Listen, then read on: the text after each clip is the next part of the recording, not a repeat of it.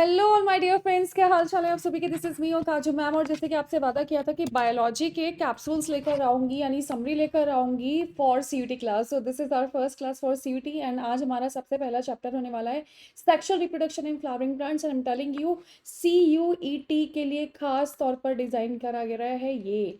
और अगर आपको ये कैप्सूल चाहिए होगा तो आप फटाफट से कमेंट बॉक्स में ट्रैक प्रेप पर जाकर क्लिक करेंगे एंड आपको ये PDF ट्रैक प्रेप पर मिल जाएगी बिल्कुल फ्री में।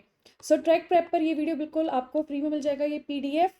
और जिस बच्चे ने अभी तक ट्रैक प्रेप डाउनलोड नहीं करा भाई फटाफट से कर लो। अगर आपको ये बॉटनी का जो पहला चैप्टर है हमारा sexual reproduction in flowering plants, उसका PDF चाहिए। और ये बहुत ही कंसाइज नोट है, सिर्फ रिवीजन के लिए बने हुए, खास तौर पर CUT के लिए। और अगर आप नीट के एस्पिरेंट हैं तो भी आप यहाँ से एक बार कंप्लीट समरी ले सकते हैं। तो बिना देर करे फटाफट से हम क्लास स्टार्ट करते हैं। और हर एक चैप्टर की क्लास 12th की, क्योंकि CUT में क्लास 12th हमारा आने वाला है, तो I will be focusing on class 12th only. But Anmol sir भी बहुत जल्दी POV नाम से सीरीज लेकर आने वाले हैं, जहां पर वो आपको 11th और 12th की पूरी NCERT पॉइंट बाय पॉइंट करवाने वाले हैं। But this is quite different. यहाँ पे शॉर्ट नोट्स आपको प्रोवाइड करवा रही हूँ मैं, जो फटाफट से आप लोगों का रिवीजन करवाने में बहुत हेल्प करेंगे। So this is our first chapter sexual reproduction in flowering plants and let's move towards the next portion. So basically यहाँ पर सबसे पहले हम pre fertilisation structure and events में हमको क्या ध्यान में रखकर चलना है। तो भैया स्ट्रक्चर ऑफ फ्लावर में, a flower has two reproductive part, एक मेल पार्ट होता है और एक फीमेल पार्ट होता है। मेल पार्ट को एंड्रोशियम कहते हैं, फीमेल पार्ट को गेनीशियम कहते हैं। एंड्रोशियम, ये क्वेश्चन थोड़ा सा इंपॉर्टेंट है तो ध्यान रखिएगा। स्टेमन में क्या क्या होगा भैया, फिलामेंट और एंथर होगा। और हर एक लोब में 2 थीका होंगे, यानी हमारा एंड्रोशियम। स्टेमन ध्यान में रखना है फिलामेंट और एंथर के साथ। और लोब ध्यान रखना है डाइथीशियस, यानी एक लोब के एंथर के एक लोब में 2 थीका, इसको हमने डाइथीशियस बोला है। तो कभी कभी पूछ लिया जाता है कि भैया स्टेमन में क्या क्या है, डाइथीशियस किसे किसे कहते हैं। तो ये सेंटेंस ध्यान रखना है, क्योंकि ये CUT में एग्जैक्टली लाइन बाय लाइन आपको NCERT से देखने के लिए मिल जाएगा। Anther consist of 4 microsporangia, they develop into pollen sac. तो देखिए ये जितने भी डायग्राम है बहुत ज़्यादा इंपॉर्टेंट है। बहरहाल तो मैं एक अलग से सीरीज लेकर आऊंगी जिसमें मैं आपको सारी डायग्राम सिखाऊंगी, लेकिन क्योंकि ये हमारे सामने है तो एक बार देख लो, लेबलिंग के लिए आ सकता है। देखिए ये आपकी मिडिल लेयर है, कनेक्टिव टिश्यू ये वाला, इपिडर्मिस बाहर वाली लेयर, एंडोथीशियम अंदर वाली लेयर, मिडिल लेयर ये रही स्पोरोजेनियस टिश्यू एंड टेपिटम। सो जितने भी स्टूडेंट्स एक बार मुझे टेपिटम का फंक्शन कमेंट बॉक्स में बताना बिल्कुल मत भूलिएगा। नेक्स्ट हम बात करेंगे स्ट्रक्चर ऑफ माइक्रोस्पोरेंजियम के बारे में। तो भैया इसमें 4 लेयर्स होती हैं, ये बहुत इंपॉर्टेंट है, देख लेना। ये जरूर पूछने के लिए आता है, हो सकता है आउटर से इनर या इनर से आउटर सीक्वेंस पूछने के लिए आए, तो यू शुड नो कि क्या क्या है। तो भैया इपिडर्मिस है, एंडोथीशियम है, मिडिल लेयर और टेपिटम है। टेपिटम का मैंने वैसे पूछा था अभी, ये नरिशमेंट देता है पॉलन ग्रेन को। बाकी की 3 लेयर, आउटर 3 लेयर यानी इपिडर्मिस, एंडोथीशियम और मिडिल लेयर क्या करेगी, प्रोटेक्शन प्रोवाइड करेगी। टेपिटम पॉलन ग्रेन को नरिशमेंट प्रोवाइड करती है, ठीक है। Young anther bear sporogenous tissue, it consist of pollen mother cell. ये लाइन भी बहुत ज्यादा इंपॉर्टेंट है तो आपको ध्यान में रखनी ही है। माइक्रोस्पोरोजेनेसिस, बेसिकली माइक्रोस्पोरोजेनेसिस का क्या मतलब होता है, फॉर्मेशन ऑफ माइक्रोस्पोर टेट्राड, यानी क्लस्टर ऑफ माइक्रोस्पोर जिसमें 4 होंगे, ठीक है, from a pollen mother cell. Microspore develop into pollen grain. तो माइक्रोस्पोरोजेनेसिस अगर आम भाषा में पूछने के लिए आए तो आपको क्लियरली बता देना है formation of microspore. Similarly megasporogenesis भी formation of megaspore. Perfectly fine, ये आपको ध्यान रखना है। ये डायग्राम्स अगर पूछने के लिए आए तो यू मेक श्योर कि आपको एक एक लेबल्ड चीज़ें पता होनी चाहिए कि भैया यहाँ पर वैक्यूल है, ये न्यूक्लियस है आप लोगों का, एसिमेट्रिक स्पिंडल है, वेजिटेटिव सेल बड़ा होता है, जनरेटिव सेल छोटा होता है, ये भी आपको ध्यान में रखना चाहिए। ये एक मेच्योर डिसेंट एंथर है, यहाँ पर आप पॉलन ग्रेन्स भी देख पा रहे होंगे। चलिए बेटा बढ़ते हैं थोड़ा सा आगे की तरफ। पॉलन ग्रेन से भी क्वेश्चन पूछने की पूरी पूरी संभावना होती है। तो pollen grain male gametophyte, perfectly fine. 2 layers होती हैं, एक्साइन और intine. Exine basically outer layer होती है जो स्पोरोपैलिडिन की मिलकर बनी होती है, इसीलिए बहुत बहुत लंबे अरसे तक आपके पॉलन ग्रेन एकदम सेफ रहते हैं क्योंकि वहां पर स्पोरोपॉलिनिन होता है। अच्छा कमेंट बॉक्स में मुझे इसकी खास बात बताइए कि क्यों लंबे अरसे तक हमारा पॉलन एकदम सुरक्षित रहता है, क्योंकि it can with stand with high temperature, strong acid and alkali, perfectly fine.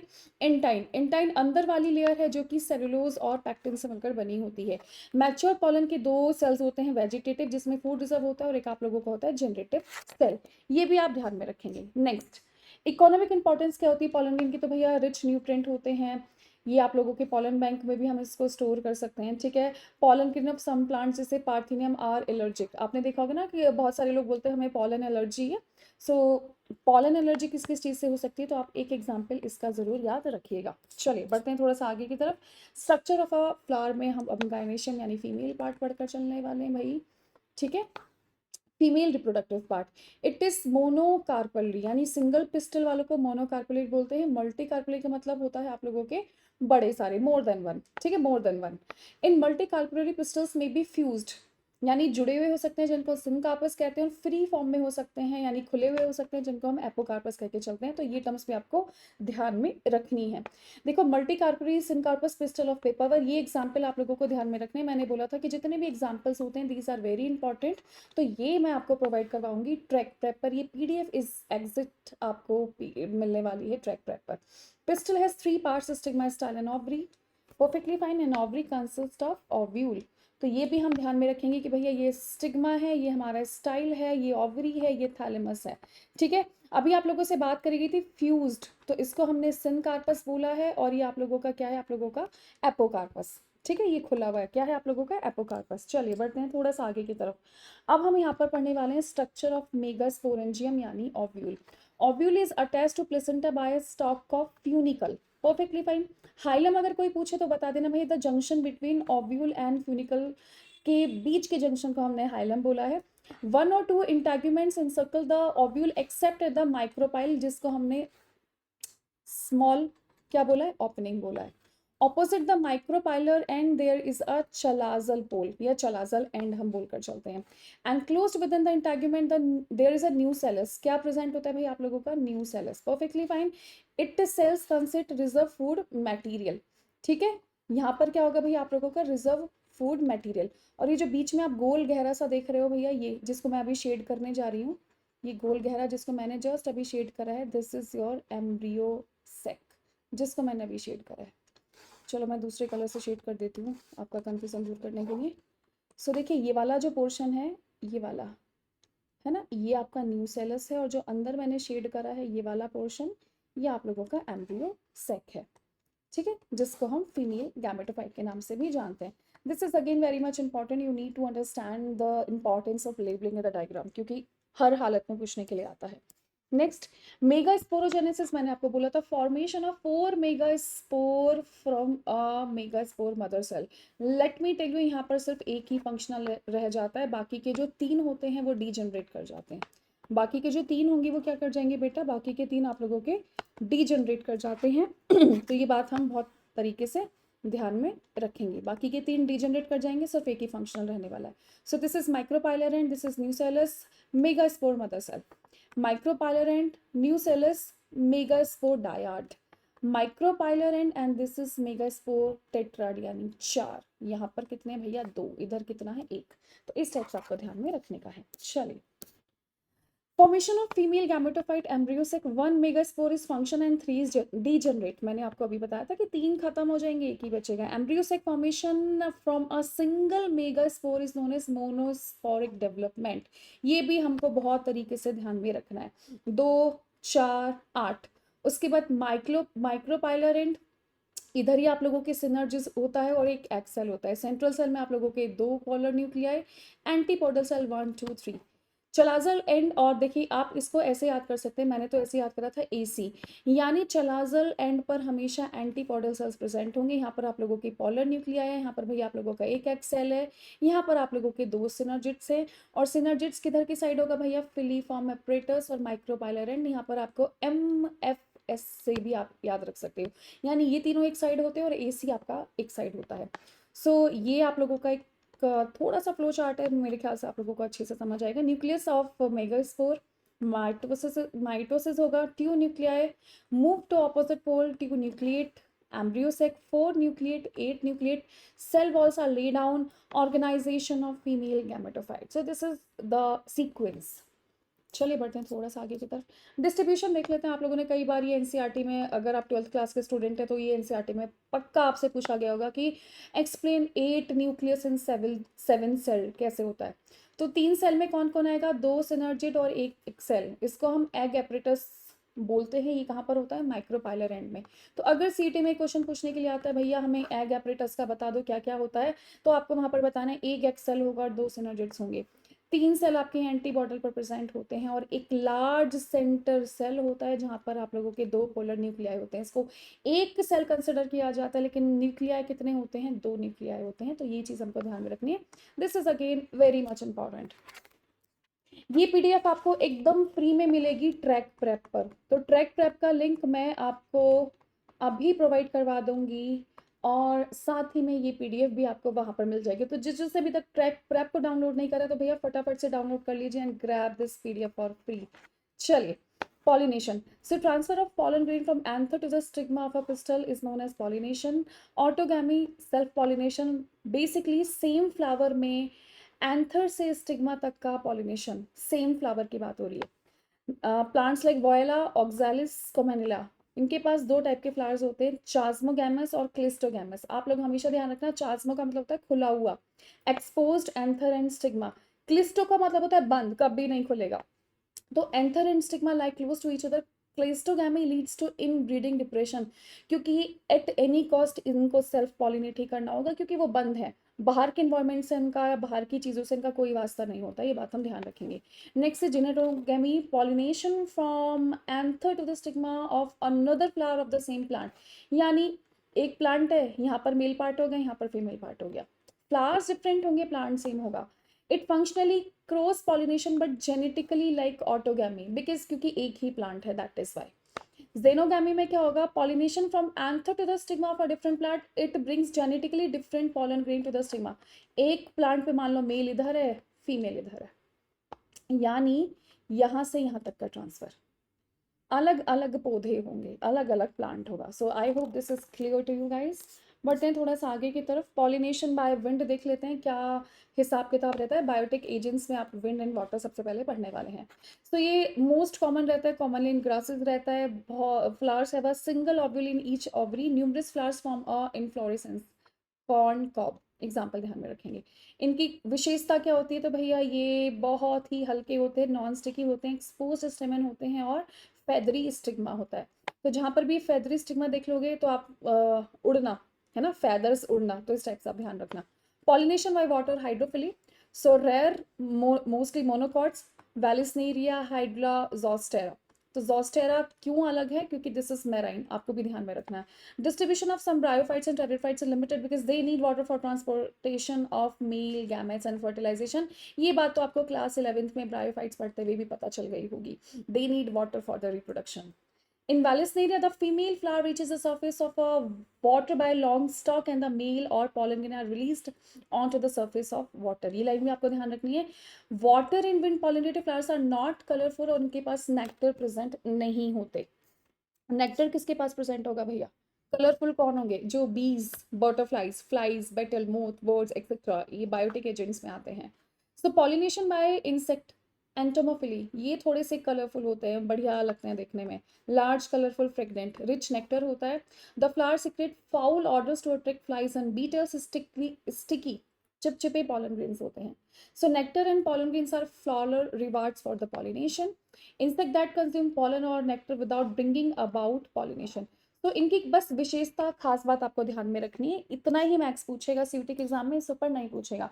NEET वालों से बहुत कुछ पूछ सकता है। Continued self pollination results in inbreeding depression.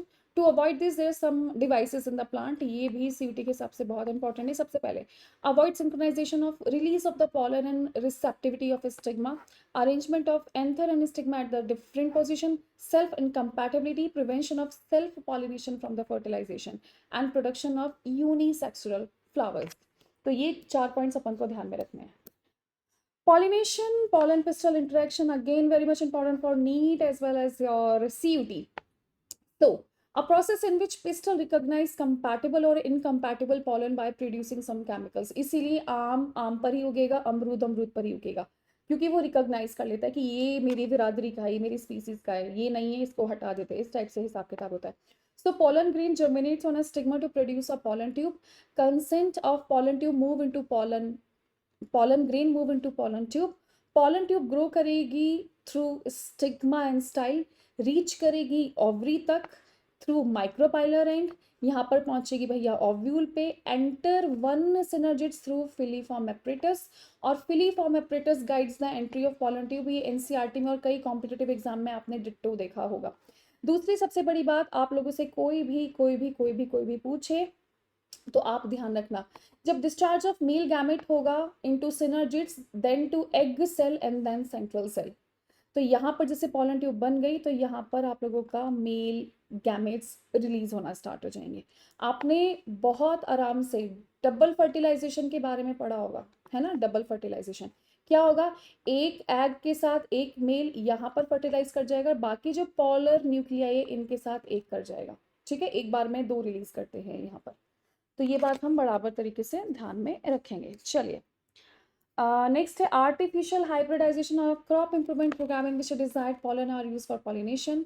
These steps are emasculation, removal of anther from bisexual flower of a female parent, bagging, emasculation flowers are covered with butter paper, ये भी आप लोगों ने एनसीईआरटी में देखा होगा, pollination, dusting of pollen grain collected from male parent on the stigma, rebagging of the flowers, it is allowed to develop fruit. So this is techniques for artificial hybridization or you can say a crop improvement program. ये रहा double fertilisation जिसकी मैं बात कर रही थी। So pollen tube release to male gamete, जैसे मैंने आपको बताया, एक मेल तो एक एग के साथ जाइगोट बना लेगा, है ना, इसको हम फर्टिलाइजेशन बोल देंगे फटाफट। अदर मेल गैमेट दो पोलर न्यूक्लियस के साथ पीईएन बना लेगा, यानी प्राइमरी एंडोस्पर्म न्यूक्लियस बना लेगा। क्योंकि यहाँ पर 3 हैप्लॉइड न्यूक्लियस फ्यूज हो रहे हैं, इस वजह से हमने इसको ट्रिपल फ्यूजन बोला है। और सबसे कमाल की बात है, ये दोनों साइमल्टेनियसली एक साथ प्रोसेस होंगे, इस वजह से हमने इसको डबल फर्टिलाइजेशन का नाम दिया है। तो जितने भी 12th क्लास के स्टूडेंट्स हैं जिनको अभी बोर्ड में अपीयर करना होगा, ठीक है, यानी 12th क्लास में जितने भी स्टूडेंट्स हैं अभी सीयूटी के लिए आप तैयार भी होंगे, और बहुत सारे ड्रॉपर्स स्टूडेंट्स भी सीयूटी के लिए तैयार होंगे, जिन जिन का 12th हो चुका है, जिन जिन ने इस बार पेपर दिए हैं, आपको अच्छे से मालूम होगा कि कितना इंपॉर्टेंस रखता है। मतलब मेरे टाइम पर तो वाइवा में पूछा गया था ये सवाल, मैंने बता भी दिया था क्योंकि 12th क्लास तो बहुत अच्छे से याद थी मेरे को।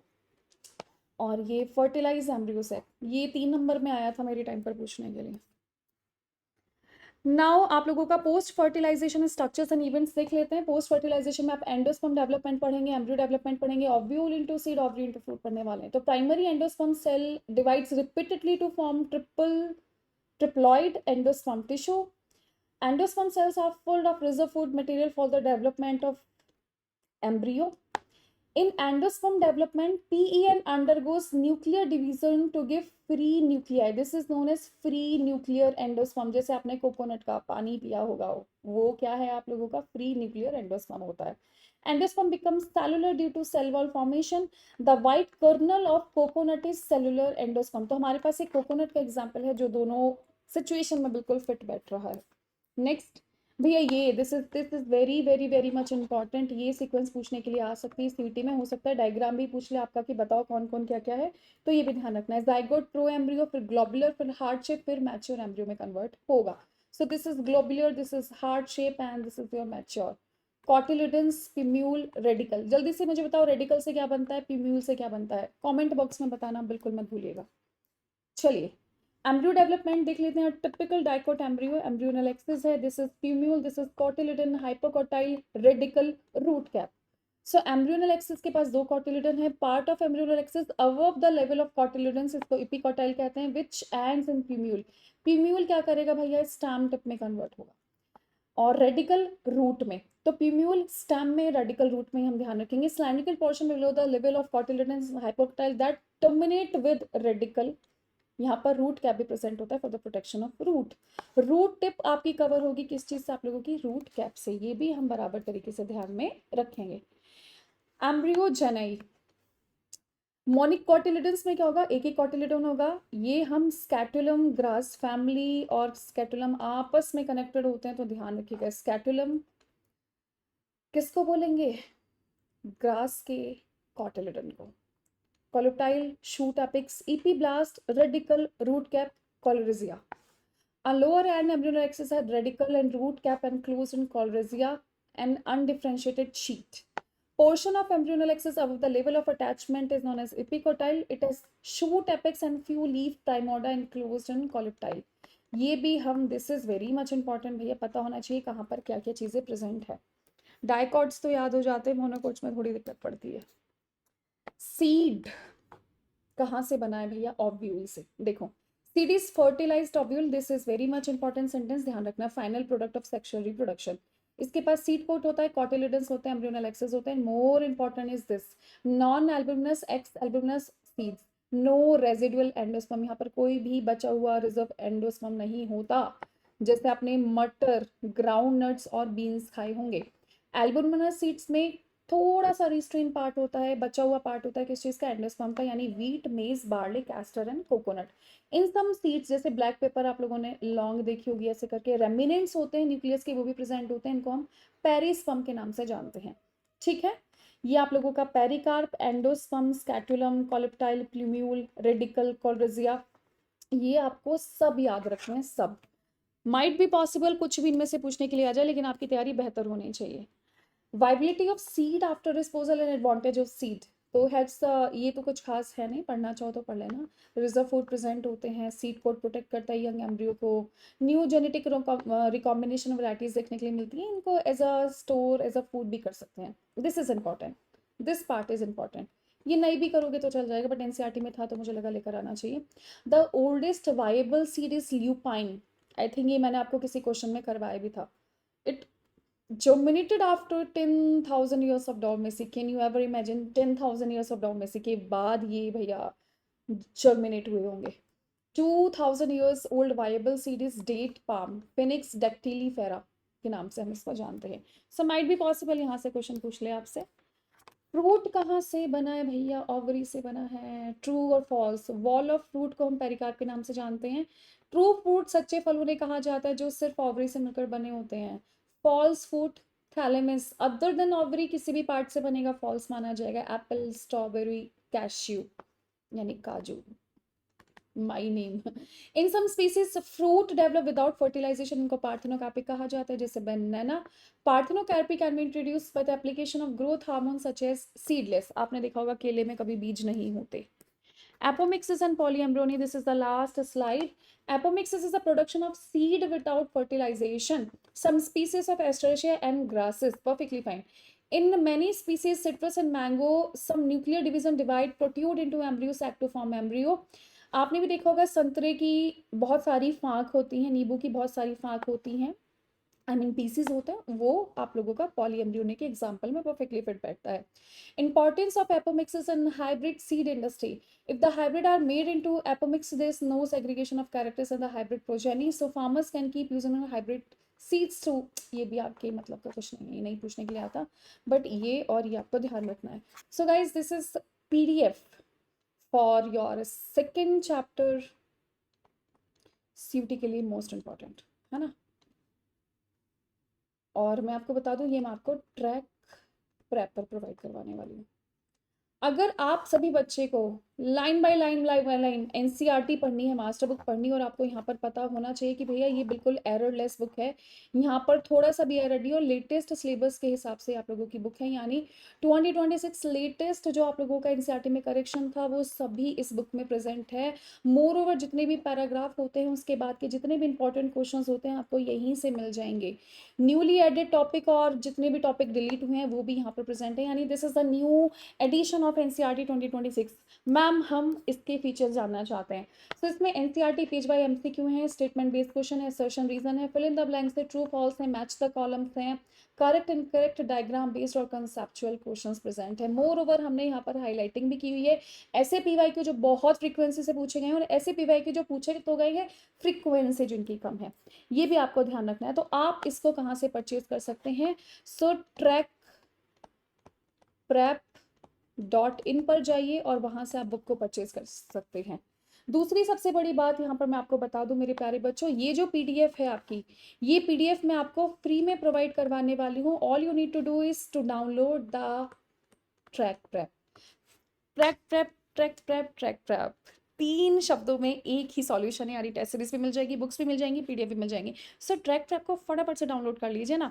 यहाँ पर ये जितने भी चैप्टर्स हैं आपके 12th क्लास के, जो मैं एज अ कैप्सूल आप लोगों को प्रोवाइड करवाने वाली हूँ मेरे बच्चों, ये बिल्कुल फ्री ऑफ कॉस्ट हैं। All you need to do कि प्लेटफॉर्म पर आओ, प्रैक्टिस करो, जम के प्रैक्टिस करो और पीडीएफ डाउनलोड कर लो, सो दैट आपकी एग्जाम के लिए बहुत इंपॉर्टेंट हो जाए। सो कमेंट बॉक्स में अगर आपका कोई भी डाउट है तो आप मुझे बताइएगा। दूसरी सबसे बड़ी बात है, मैं यहाँ पर अपना टेलीग्राम का लिंक भी प्रोवाइड करवा दूंगी, आप टेलीग्राम ज्वाइन कर लीजिए, जहाँ पर मैं आपको सीयूटी के लिए हिस्ट्री, करंट अफेयर्स, रीजनिंग और मैथमेटिक्स के नोट्स प्रोवाइड करवाने वाली हूँ। मोर ओवर जितने नीट के स्टूडेंट्स हैं आप भी कैप्सूल डाउनलोड कर सकते हैं, क्योंकि एट फाइनल रिवीजन आपका यहाँ से होने वाला है। मोर ओवर अनमोल सर की बहुत ही शानदार सीरीज स्टार्ट होने वाली है, तो फटाफट से उस सीरीज में अपना योगदान दीजिए और सारे डाउट क्लियर करके नीट क्लियर करिए। बाकी आज आपकी फिर से एक क्लास है, तो वहाँ पर हम 30 मिनट में 50 क्वेश्चंस करने की कोशिश करेंगे। So guys, thank you so much, have a nice day, bye bye, take care. और ट्रैक प्रेप का लिंक भी मैं आपको प्रोवाइड करवा दूंगी, सो दैट आपको ये पीडीएफ वहाँ से मिल जाए। Thank you so much, have a nice day, bye bye, take care.